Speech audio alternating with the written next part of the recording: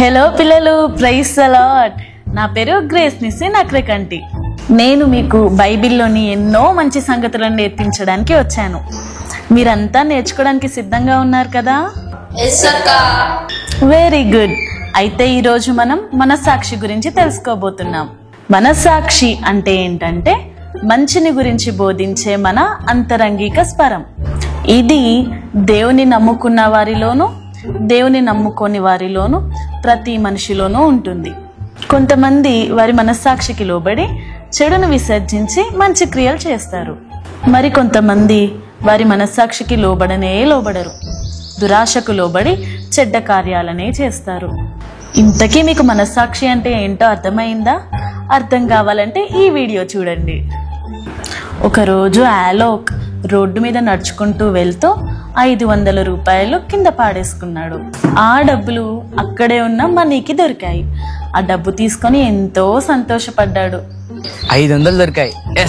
కాసేపటికి ఆలోక్ ఆ ప్రాంతానికి తిరిగి వచ్చి, నా డబ్బులు పాడేసుకున్నాను, మీకేమన్నా దొరికిందా అని అడిగాడు మనీని. అన్నా నా 500 పోయా, నీకేమైనా దొరికాయా? 500? అది అప్పుడు మనీ అంతరంగంలో నుండి ఒక స్వరం వినబడుతుంది. ఈ డబ్బులు ఆలోక్వి కదా, తిరిగి ఇచ్చే అని. మనీ అంతరంగంలో నుండి వినబడుతున్న ఆ స్వరమే మనస్సాక్షి.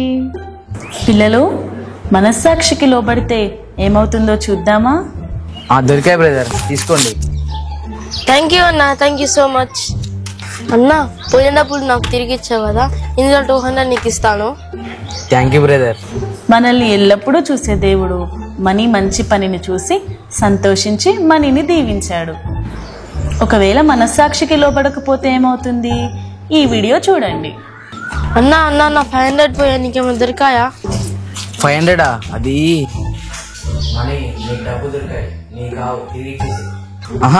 డబ్బులు నాకేం దొరకలేదు బ్రదర్, మీరు జాగ్రత్తగా చూసుకోండి ఎక్కడ పడేసుకున్నారు. అన్నా నిజం చెప్పండి అన్న, డబ్బులు నాకు చాలా ఇంపార్టెంట్. లేదు బ్రదర్, నిజంగా నాకు దొరకలేదు. అన్నా నీకు డబ్బులు దొరికాయి, నేను చూసా. అన్నకి ఇచ్చే అబద్ధాలు చెప్పొద్దు. అది ఇదిగో అన్నా, తీసుకోండి. డబ్బుల కోసం అబద్ధం చదువుతాయి అన్న.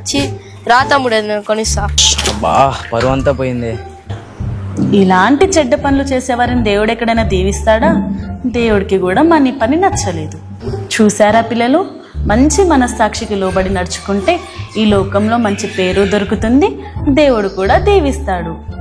అదే మనస్సాక్షిని మోసం చేస్తే మీరు చెడ్డవారిగా మిగిలిపోతారు, దేవుడు కూడా మిమ్మల్ని దీవించడు.